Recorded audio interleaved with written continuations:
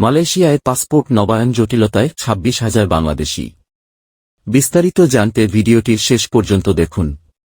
মালয়েশিয়ায় বাংলাদেশি অভিবাসী শ্রমিক খোরশেদ আলম গত জুন মাসে তার মেশিন রিডেবল পাসপোর্ট এমআরপি নবায়ন করতে চান। খুব দ্রুত তার এটা করার দরকার ছিল, কারণ ডিসেম্বরেই তার কাজের ভিসার মেয়াদ শেষ হয়ে যাবে। পাসপোর্ট নবায়নের জন্য একজন দালালকে তিনি প্রয়োজনীয় সব কাগজপত্র দেন এবং বলেছিলেন পাসপোর্টটি যেন ই-পাসপোর্টে আপগ্রেড করে দেয়। কিন্তু দালাল তাকে জানায় বাংলাদেশিদের ই-পাসপোর্ট হয় না। অন্যদিকে পাসপোর্ট নবায়ন ফি ১৪৫ রিঙ্গিত হলেও দালাল তার কাছ থেকে ২৫০ রিঙ্গিত নেয় বলে জানান খোরশেদ। এমআরপি পেতে ২১ কর্মদিবস লাগলেও খোরশেদ এখনও তার নবায়নকৃত পাসপোর্ট পাননি। খোরশেদ আলম দ্য ডেইলি স্টারকে বলেন, পাসপোর্ট ছাড়া আমি আমার ভিসা নবায়ন করতে পারব না। সবকিছু শেষ হয়ে যাবে, আমাকে আবার নতুন করে সব শুরু করতে হবে। পাসপোর্ট নবায়নে বিলম্বের কারণে মালয়েশিয়ায় যে ২৬,০০০-এর বেশি বাংলাদেশি অনিশ্চয়তার মধ্যে পড়েছেন খোরশেদ তাদের একজন। সরকারি হিসেবে মালয়েশিয়ায় প্রায় ১৫ লাখ বাংলাদেশি অভিবাসী শ্রমিক কাজ করেন। অভিবাসী শ্রমিকদের পাসপোর্ট নিয়ে যে জটিলতা তৈরি হয়েছে তার পেছনে কুয়ালালামপুরে বাংলাদেশ হাইকমিশনের একাংশের কর্মকর্তাদের সঙ্গে দালালদের যোগসাজশ রয়েছে বলে অভিযোগ আছে। হাইকমিশন সূত্র জানায়, যেহেতু ই-পাসপোর্ট প্রক্রিয়ায় দুর্নীতি ও অনিয়ম করা কঠিন, তাই এই চক্রটি এমন পরিস্থিতি তৈরি করেছে যে কর্তৃপক্ষ আরও এমআরপি ইস্যু করতে বাধ্য হয়। ভোগান্তি কমাতে ও প্রক্রিয়া সহজ করতে চলতি বছরের ১৮ এপ্রিল মালয়েশিয়ায় ই-পাসপোর্ট সেবা চালু করে বাংলাদেশ সরকার। কিন্তু অক্টোবর পর্যন্ত হাইকমিশন ই-পাসপোর্ট আবেদন প্রক্রিয়া করেছে মাত্র ২০,৮২৯টি। একই সময়ে ৫৬,৮০০টি এমআরপি আবেদন জমা পড়েছে। ডিজিটাল প্রসেসের কারণে ই-পাসপোর্ট বিতরণ নির্বিঘ্ন হলেও এমআরপি বুকলেটের ঘাটতির কারণে প্রায় ২৬,৯০৬টি এমআরপি আবেদন আটকে আছে, যার ফলে খোরশেদের মতো আবেদনকারীরা অনিশ্চিত পরিস্থিতিতে পড়েছেন। সংকট বাড়তে থাকার মধ্যে এমআরপি বুকলেটের ঘাটতির কথা উল্লেখ করে ইমিগ্রেশন ও পাসপোর্ট ডিপার্টমেন্ট ডিআইপি গত ২-৮ অক্টোবর কুয়ালালামপুরে বাংলাদেশ হাইকমিশনকে অতিরিক্ত ফি নিয়ে এমআরপি গ্রাহকদের ই-পাসপোর্ট দিতে অনুরোধ করেছিল। অনিয়ম।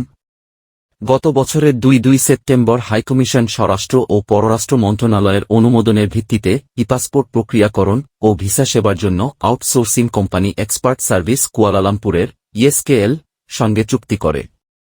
হাইকমিশনের কাউন্সিলর পাসপোর্ট ও ভিসা মিয়া মোহাম্মদ কেয়ামুদ্দিন প্রতিটি আবেদনের জন্য ৩ রিঙ্গিত সার্ভিস চার্জ সহ ইএসকেএলের সঙ্গে চুক্তিতে স্বাক্ষর করেন। ইএসকেএলের এমআরপি ও ই-পাসপোর্ট সেবা প্রদানের সরকারি অনুমতি থাকলেও হাইকমিশনের পাসপোর্ট উইং যাতে এমআরপি প্রসেসিং পরিচালনা করতে পারে সেজন্য ই-পাসপোর্ট ও ভিসা প্রসেসিংয়ের জন্য চুক্তি হয়। অনিয়মে জড়িত থাকার অভিযোগে গত ২-৬ সেপ্টেম্বর হাইকমিশনের কাউন্সিলর রাজনৈতিক প্রণব কুমন ভট্টাচার্য পাসপোর্ট উইংয়ের অফিস সহায়ক মঞ্জিল হোসেনকে কারণ দর্শানোর নোটিশ পাঠান।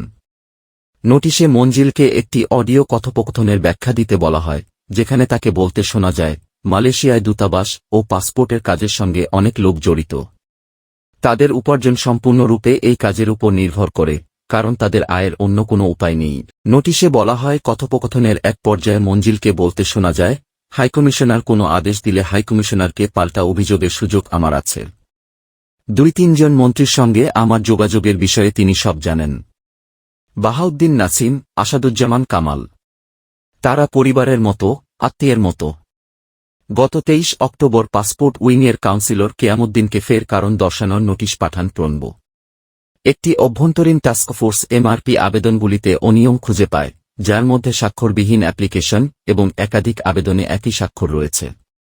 বিধি লঙ্ঘন করে কেন কেয়ামুদ্দিন এ ধরনের আবেদন মঞ্জুর করলেন তা জানতে চাওয়া হয়েছে নোটিশে। ওই নোটিশের একটি কপি ডেইলি স্টারের হাতে এসেছে।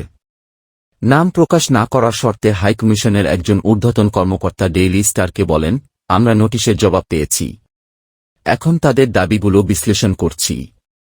অভিযোগের সত্যতা পাওয়া গেলে প্রশাসনিক ব্যবস্থা নেওয়া হবে।